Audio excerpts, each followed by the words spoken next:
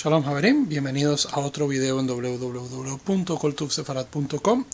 Hoy nos pregunta José Miguel Páez, ¿tiene la Torá origen divino o parte de ella es un constructo humano? Y para esto hay que diferenciar, en mi opinión, tres componentes. Primero que todo está la Torá, lo que nosotros llamamos el Tanaj, que la Torá, lo que nosotros llamamos el Humash, es decir, los 5 libros de Moisés. Está el resto del Tanaj y está la Torá oral. Y esta pregunta, especialmente la segunda parte, tiene diferentes respuestas conforme a estas tres instancias. En el caso de Torat Moshe, es decir, los 5 primeros libros de la Biblia, Génesis, Éxodo, Levítico, Números, Deuteronomio, el judaísmo religioso insiste en que estos libros tienen autoridad divina. ¿Ok?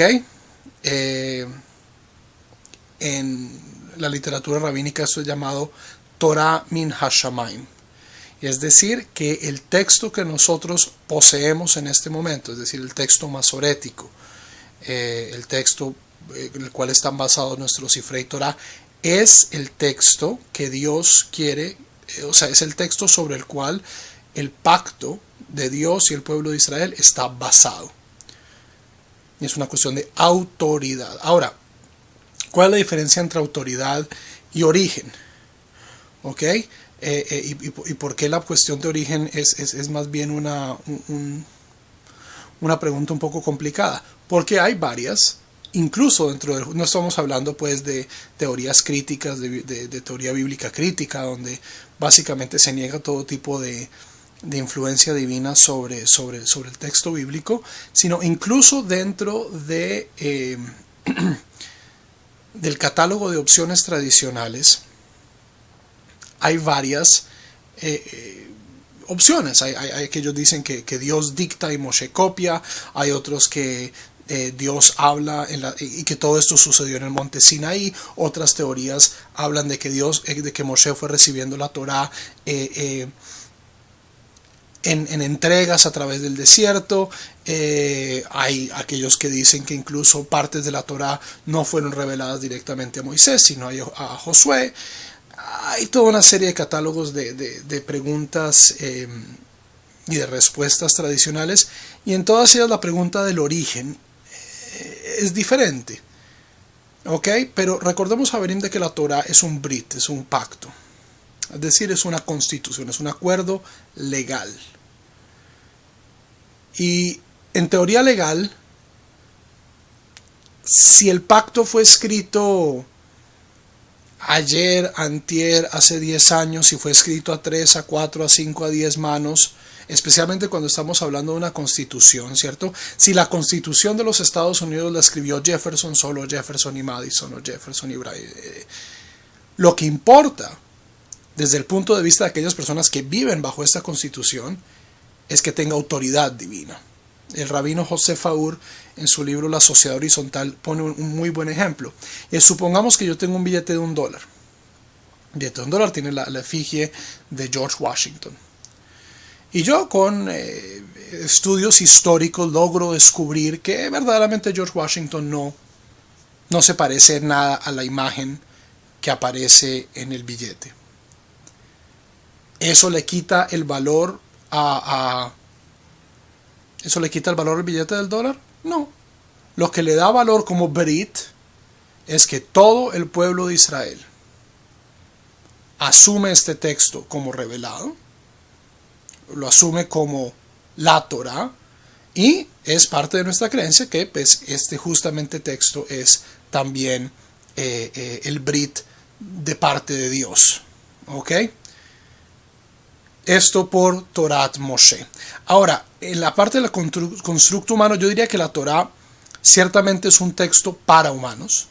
La Torá está escrita desde la perspectiva de un pueblo en la Edad de Bronce, en Eretz Israel, en el Medio Oriente, y que contiene ideas y preconcepciones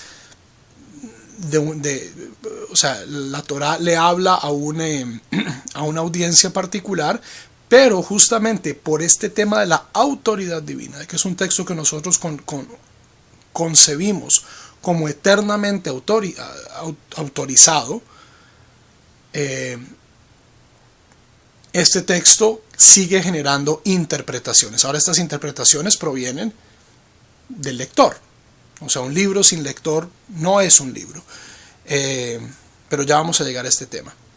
Ahora, en la parte de los profetas, en el resto del Tanaj, es mucho más claro la intervención humana. Aquí no estamos hablando de un texto constitucional, sino de un texto inspirado, pero afectado, especialmente cuando hablamos de los textos de los profetas, afectado por el contexto histórico y por la personalidad del profeta. Ezequiel es un libro muy diferente a Jeremías, un libro muy diferente a Isaías, y no solo porque cada uno de estos profetas estaba hablando a una etapa particular de la historia del pueblo judío, sino porque cada uno de ellos era una persona con gustos, ideas y teologías distintas. Y por lo tanto el mensaje que van a consolidar es muy diferente. Entonces, a pesar de que el Tanaj también, para el pueblo judío, desde su canonización en la época rabínica, tiene autoridad, en los textos proféticos es mucho más fácil ver el componente humano. Ahora, cuando nosotros hablamos de Torah Shebe'al Pe, de la Torah escrita, de la obra de los rabinos, hay que hacer una distinción muy clara. Y hay una etapa del esfuerzo de los rabinos en el cual el ejercicio rabínico estaba sancionado por la Torah. ¿A qué me refiero? Capítulo 17 de Deuteronomio habla de la constitución de la corte a futuro. La Torah misma dice: yo soy un código legal. En el futuro va a haber preguntas que yo no voy a poder responder. ¿Cierto? El pueblo judío va a evolucionar, van a haber preguntas que yo no sé. Y en ese momento ustedes van a tener que ir a donde la corte que haya en esos días y ellos le dirán cuál es la ley. Esta es la base del sistema rabínico, donde los rabinos, basados en el texto de la Torá, del Tanaj, y en las tradiciones orales que habían sido heredadas desde Sinaí para adelante, a través de su razonamiento y de sus debates, generan espacios nuevos en la Torá. Y estos luego son sancionados, ¿por qué? Por un voto. Estamos hablando del Sanedrín. Cuando el Sanedrín existía, el Sanedrín, basados en las tradiciones, en los textos, en interpretación, debatía cómo es la ley, para dónde vamos a llevar la ley, y votaba. Y ese voto se transformaba en Torah, se transformaba en Halajá. Entonces esto muestra una increíble intervención humana. Estos son personas falibles. Hay un tratado entero del Talmud que se llama Horayot, que habla de qué pasa cuando todo el Sanedrín le embarra, cuando todo el Sanedrín se equivoca.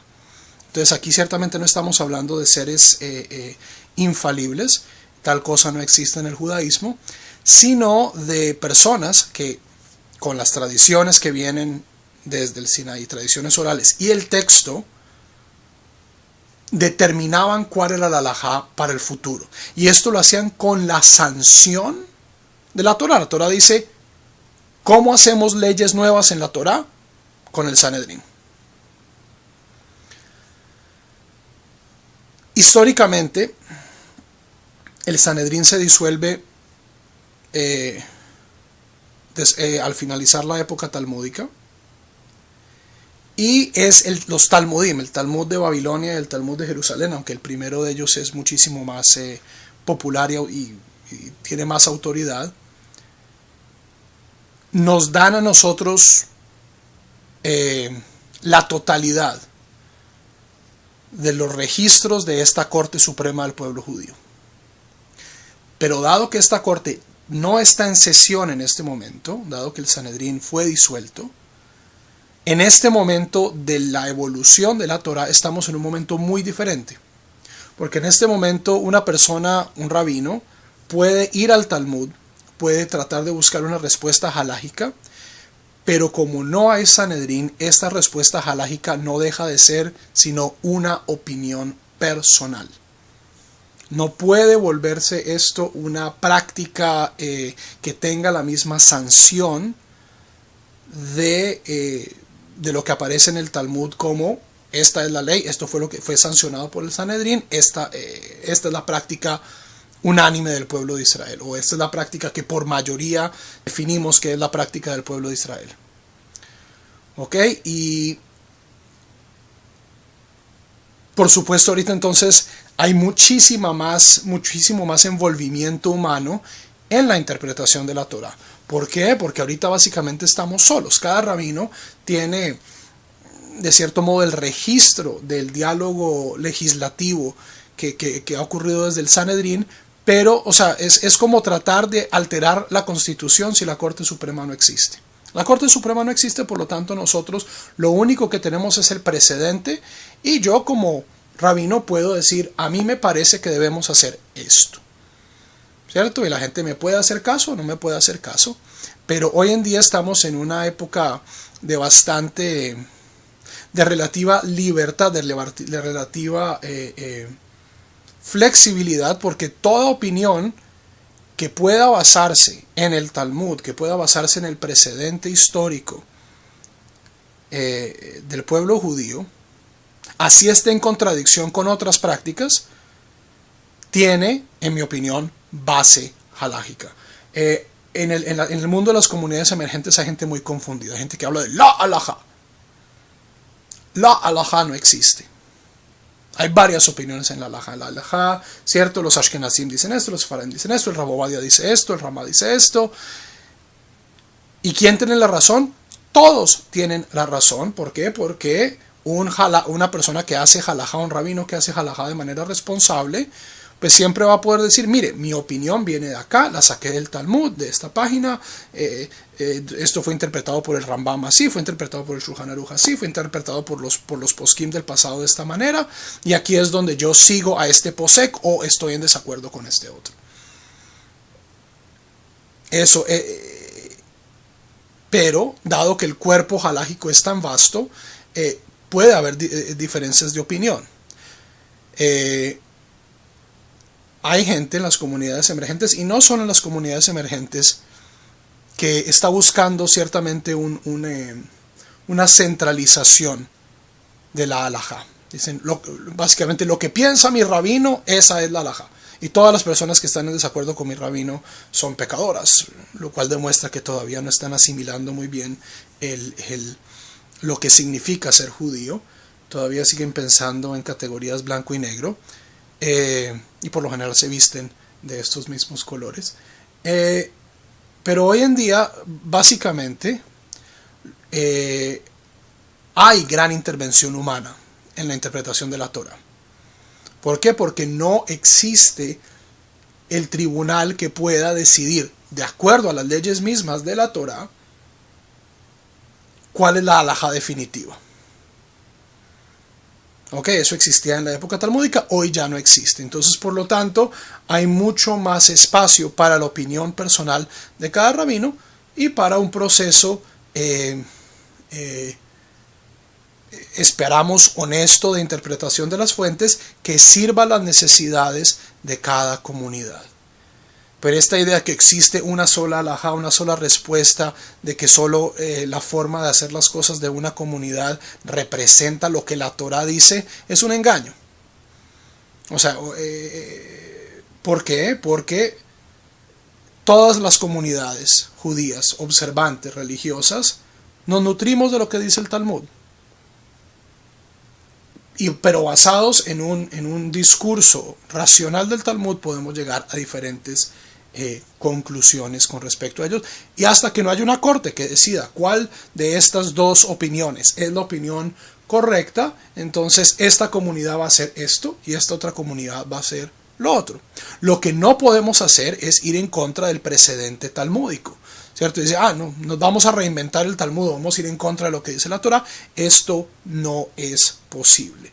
pero donde hay interpretaciones posibles de flexibilidad, ciertamente se va a presentar una variedad y una pluralidad en el judaísmo. Javerim, para www.koltuvsefarad.com se despide el rabino Juan Mejía. Shalom.